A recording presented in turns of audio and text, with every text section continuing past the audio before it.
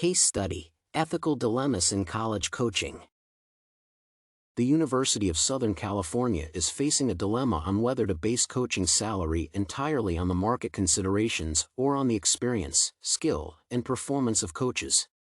The dilemma emerged because the basketball women's coach, Marianne Stanley, earns $64,000 a year while the men's coach, George Raveling, earned $135,000 per year. Disparity in salaries occurred because the University of South California attached more value to George Raveling as compared to Marianne, for they did not want to lose him into other universities. Hence, the university resolved to pay a high salary as a way of maintaining him. Moreover, social and cultural markets prefer men's basketball than women's basketball, thus the University of California directed more attention and resources to men's basketball and coaches. In contrast, Marianne Stanley and Raveling George have relatively equal skills and performance because, according to the case study, in the past 2 years, win-loss records were 23-8 and 22-7 compared to 19-10 and 24-6 respectively. The problem arises in that, how can the University of California harmonize the salaries of men and women coaches in spite of market consideration, skills, experiences, and performance? To resolve the dilemma, the university can opt to pay the coaches based on the market consideration of the basketball, meaning that social and cultural preferences would take precedence in the determination of the salary. The coach whose game is going to attract more fans and make more money will receive more salary as compared to the others. In contrast, the University of California can also opt to base salary on the experience, skills, and performance.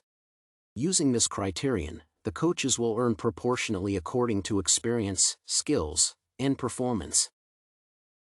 Alternatively, basing coaches' salaries on market consideration means that only dominant games that have more social and cultural preferences will receive more attention and support from the university, while other minor games will have neither attention nor support. In the case study, Raveling George received more salary as compared to Marianne Stanley due to market consideration of basketball, which favors men's basketball. Since women's basketball lacked enough market consideration, Marianne Stanley earned half of Raveling George's annual salary. The other alternative of determining salary using experience, skills, and skills means that coaches will earn their salaries based on their personal achievements, unlike in the case of market consideration.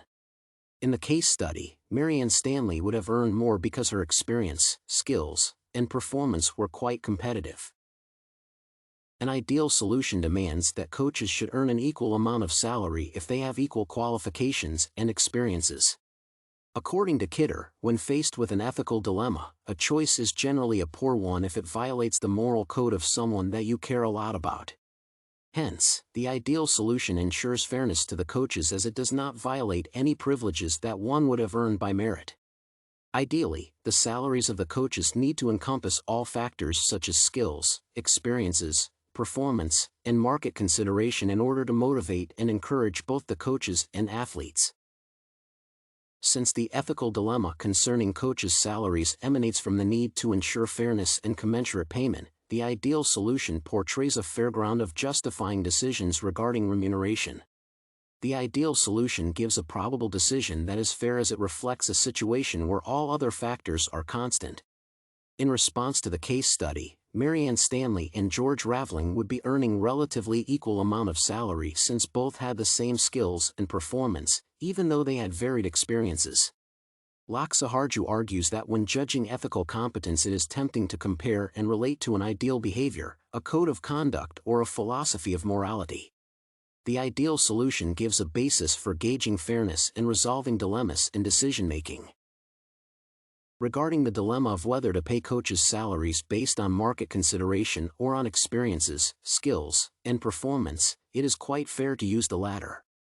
The criterion of paying coaches based on their experiences, skills, and performances is a valid decision because it will ensure fairness and equal treatment of coaches at the University of California.